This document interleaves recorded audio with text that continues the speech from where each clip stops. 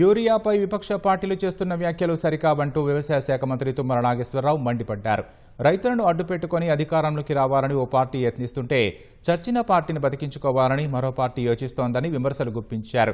హైదరాబాద్ బషీర్బాగ్లోని వ్యవసాయ శాఖ కమిషనర్ కార్యాలయం నుంచి మంత్రి తుమ్మల నాగేశ్వరరావు వీడియో కాన్ఫరెన్స్ నిర్వహించారు.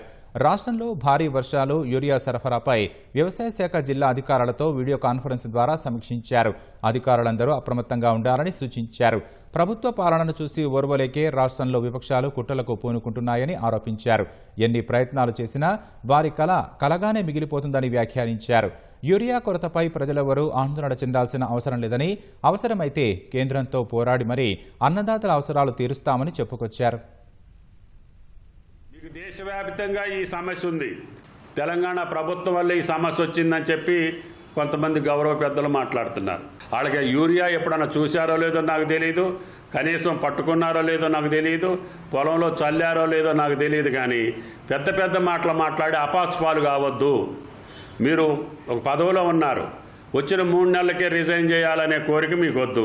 శవాల మీద పేలాలు ఏరుకున్నట్టుగా రైతుల సమస్యలు వస్తే దాంతో రాజ్యాధికారం వస్తుంది అనుకుంటే అది నీ భ్రమ. నీకేదన్నా కొద్దిగా పలుకుబడి ఉంటే, ఉందని నేను అనుకోను, ఒకవేళ ఉంటే ఈ నెలలో 60,000 పంపించు, నువ్వు చెప్పిన పని నేను చేస్తా. పిచ్చి పిచ్చి మాటలో లేకపోతే తెలియని మాటలో రైతాంగాన్ని అయోమయం చేసే మాటలో నువ్వేదో ఇచ్చినట్టు మేమేదో దాచుకున్నట్టు. యూరియా దాచుకొని ఏం చేస్తారు రామచంద్రారు? ఇదేమైనా పంచదారా కనీసం తినటానికి? అక్కడొకళ్ళు చచ్చిపోయినటువంటి పార్టీని బతికియాలనో, పోయిన అధికారాన్ని సాధించాలనో కొంతమంది ప్రయత్నం చేయొచ్చు, విఫల ప్రయత్నం. కానీ రైతులతోటి కాదు మీ ప్రయత్నం, కేంద్రంతో దెబ్బలాడండి. మీరు రేపు ఓట్లు ఎవరికేస్తారో కూడా మాకు తెలుసు. మరి వాళ్ళ దగ్గర నుంచి తీసుకురండి 2 లక్షలు. కాబట్టి దయచేసి అతి మాటలు, అహంకారపూరిత మాటలు, అబద్ధపు మాటలు మాట్లాడి రాజకీయ పార్టీల యొక్క పరువును తీసుకోవద్దు, మీ యొక్క మిగిలిపోయిన ఉనికిని చంపుకోవద్దు. మోటార్లు ఆన్ చేయకపోతే ఒకడు వెళ్ళి నేను నొక్కుతున్నట్టు, యూరియా ఇయ్యకపోతే నేను వెళ్ళి పగలగొడుతున్నట్టు.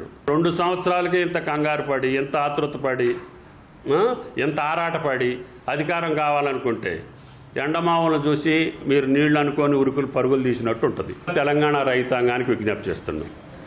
2-3 చోట్ల సమస్యలు ఉన్నాయి. ఆ సమస్యలను రాజకీయంగా వాడుకోవాలని కొంతమంది, దాన్ని సంపాదన రూపంలో కొంతమంది చేసుకోవాలని కొంతమంది ఉండొచ్చు. సమాజంలో అన్ని రకాలు ఉంటాయి. వాళ్ళందరినీ దృష్టిలో పెట్టుకొని రైతాంగం నిబ్బరంగా మేము దెబ్బలాడి ఈ నెలలో రైతాంగానికి కావాల్సినటువంటి యూరియాని ఏదో రూపంలో మా యొక్క ఒత్తిడితోటి కేంద్ర ప్రభుత్వం మెడలు ఉంచైనా సరే తీసుకొచ్చి మీ పంటలను కాపాడే బాధ్యత తెలంగాణ ప్రభుత్వానికి.